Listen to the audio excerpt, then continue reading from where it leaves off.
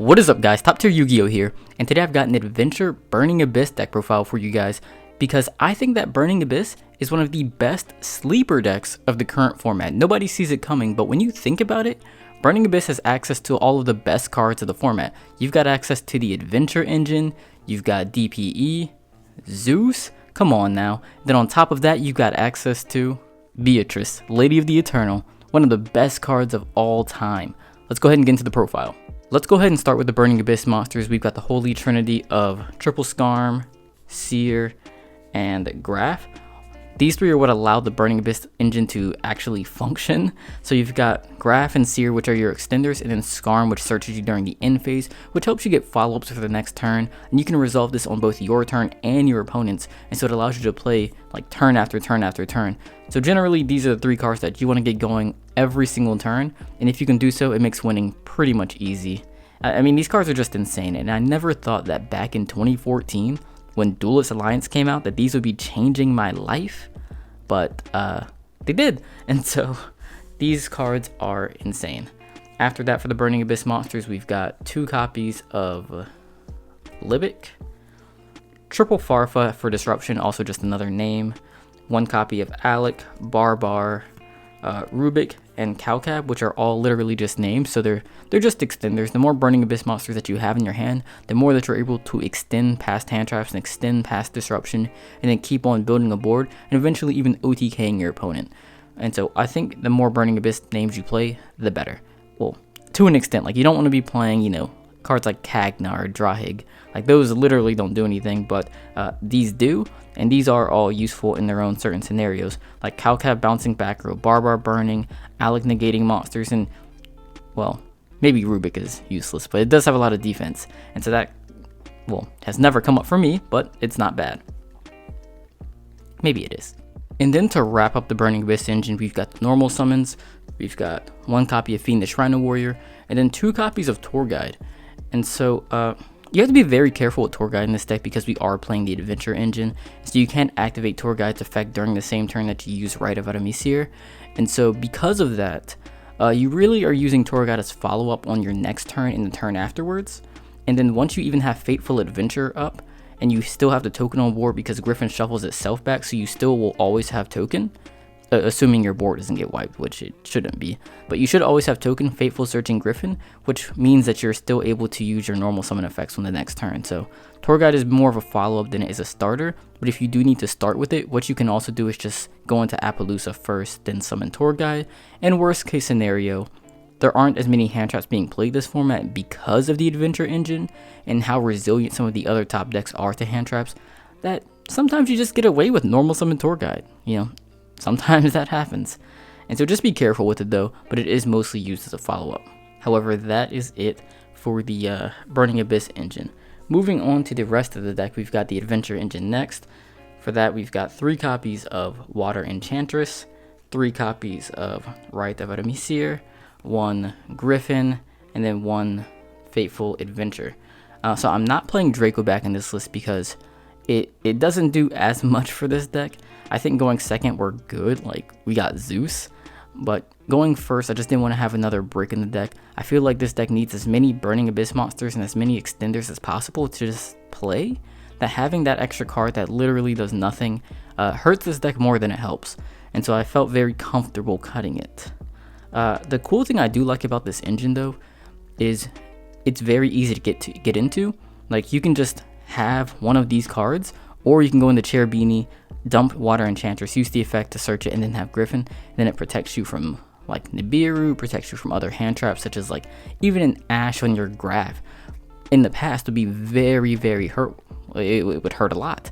But against this deck, not so much, and so it makes the deck much more resilient to hand traps and makes it stronger overall and gives you better boards that you can end on. Because something else that you can do aside from just ending on the Gyrphon is you can link any of these away and then make Appaloosa, make DPE. You can do whatever you want with them, but they help you get your plays started safely. And once your plays are started, you can do whatever you want. That's usually pretty powerful. Another thing that I like is if you do open up with Gyrphon and can search Enchantress, this can just be an extra extender, or if you just open multiples or have Right plus Enchantress, this is an extender. Because you can summon itself and it's another level 3 monster you can use to make Dante or, you know, whatever else you want to do with it. And so there's a lot of synergy in this deck, similarly to the Phantom Knight deck. So it made the addition of the Adventure Engine very easy. But that's it for these. We've also got our Destiny hero cards.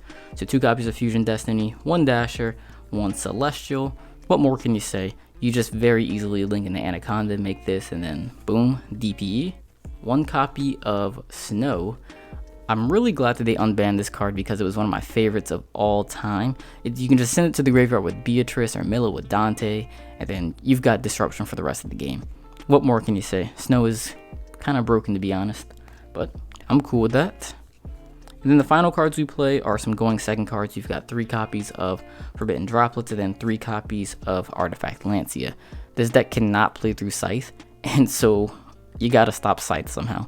But also I feel like Lancia's, well, obviously Droplet's good against everything, but Lancia is also good against most decks right now. It's good against the Phantom Knight deck, obviously. It's good against Virtual World. It's good against so many different decks that I do think you can get away with main decking it. But if you don't feel comfortable with this in the main deck, I think what you'd want to play after that is maybe just like Ash Blossom because of how versatile it is. Also being a level 3 monster is useful. So I think Ash is probably the best to play after Lancia. But that's it for the main deck. Let's move on to the side deck, or extra deck. For the extra deck, we've got 1 copy of Beatrice. I wish this was back at least 2 or 3 like it is in Master Duel. Like, come on, Konami. Give us Beatrice back to more than 1. But as of now, we are playing the 1 allowed Beatrice, 2 copies of Dante, 1 Break Sword, 1 Fortune Tune, 1 Downert Magician, and then 2 copies of Zeus. So this is the rank 3 lineup, or I guess the entire Xyz lineup, and I'm pretty happy with this as is. Zeus is insane. I've seen some lists not play Fortune Tune, but I think it's very important to just be able to summon something into Disruption that your opponent can't just like pop with DPE. Like you can summon this into DPE and just attack into it, and that's going to allow you to get to your Zeus and break their whole board, versus you can't do that with a Dante or a Break Sword. Like they'll just get popped on summon. And so I do like having Fortune Tune in the extra deck. Break Sword is also a card I don't see in every list, but I do just like the utility. That's pretty useful. Downert helps you get free 4 material Zeuses for the double Zeus effect, so I think you have to play that. But that's it for the Xyz monsters. And then the only fusion monster we play is the 1 copy of DPE, obviously. We're not playing the Fusion Dante, and the reason for that is I just didn't think there was space in the extra deck. Like this will maybe be the 15th or 16th card, but I think it's definitely questionable, and I only have the gold rare version, which is kind of ugly. If I had the secret rare one, I'd maybe play it, but not playing this. So DPE is the only fusion monster in the extra deck. Of course, with that, we've got Anaconda, and the rest of the linked monsters include Cherubini, one of the best cards of the deck, Gravity Controller, which is necessary for simplified game states. Then we've got Appaloosa, and then finally we have Boral Sword. I think most of these are pretty standard and don't require much explanation. I think the only questionable thing is maybe the addition of Boral Sword over Access Code Talker, but I think the big thing with Boral Sword for me was just that Boral Sword plus Beatrice is game. Boral Sword plus, Dante is game, whereas Access Code Talker, even with plus 3000 attack, is not game with either of these. This will go up to 53 plus 25, which is 78, which will require you to do some more damage somehow, whether it be another attack or burning with Barbar. It still is an extra step that you have to go through in order to OTK your opponent, whereas with Boral Sword, you can very, very easily just go Boral Sword, Beatrice, attack direct. Boom, that's it. Very easy, like Farfoot clear their board, DPE pop something else on their board, attack direct, boom, game, easy. But again, Access Code Talker oftentimes required a little bit more setup. Also, most of the monsters in the extra deck are dark, and so you'd really only get like 1 pop, like unless you had Gravity. Oh, Gravity Controller's dark too. So yeah, they're all dark except for Appaloosa. So you're only getting 1 pop with Access Code Talker, and because we're not playing Unicorn either. So I definitely felt that Boral Sword is the better option. And now, if you were counting, you would see that that was only 14 extra deck cards, because there is 1 card that I am still testing, but I have seen some, I've had some success with it, And again, this could be a Pilgrim, but if you've got the gold rare like me, don't play that. Instead, play a copy of Link Spider. And so Link Spider I actually like a lot because it gives you a way to utilize that adventure token. And so there are certain hands to where you might link away the Gyrphon into an Appaloosa. That way you're still protected from hand traps, but you still want to make more plays under that. But you need an effect monster in order to make Anaconda. And it helps if you can make a Link Spider out of that token and then link that away into it. Also, Boral Sword also needs effect monsters, and again, you want to be able to link that token into something. Appaloosa actually cannot be used with tokens. Can't get it to focus. Yeah, Appaloosa can't be used with tokens though. And so again, Link Spider comes up for that too. And so whenever you're making your plays with your adventure engine, excluding the token, it helps that you can go into Link Spider and then use that token as well to kind of link climb into whatever else you want to do. And so that has actually come up for me a couple more times than the Pilgrim, to be honest, because a lot of players aren't just destroying your Beatrice. Like, Beatrice is getting like shuffled back into the deck or banished, or other things are happening to it.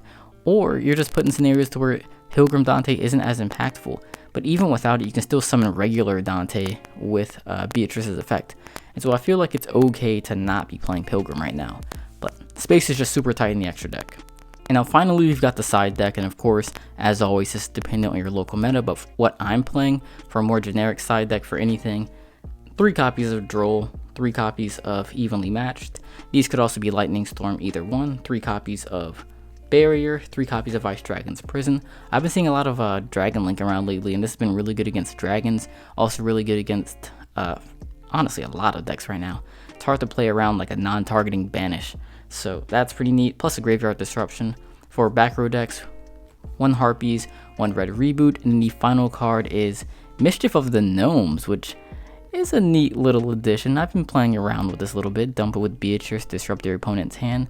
Really good against Phantom Knights is like something you can send with Beatrice on top of like the Snow and the other cards. But I think that this is a fun card to try out, but honestly, trade this in for a token collector. That would be a lot better. That way we can use it in more matchups too.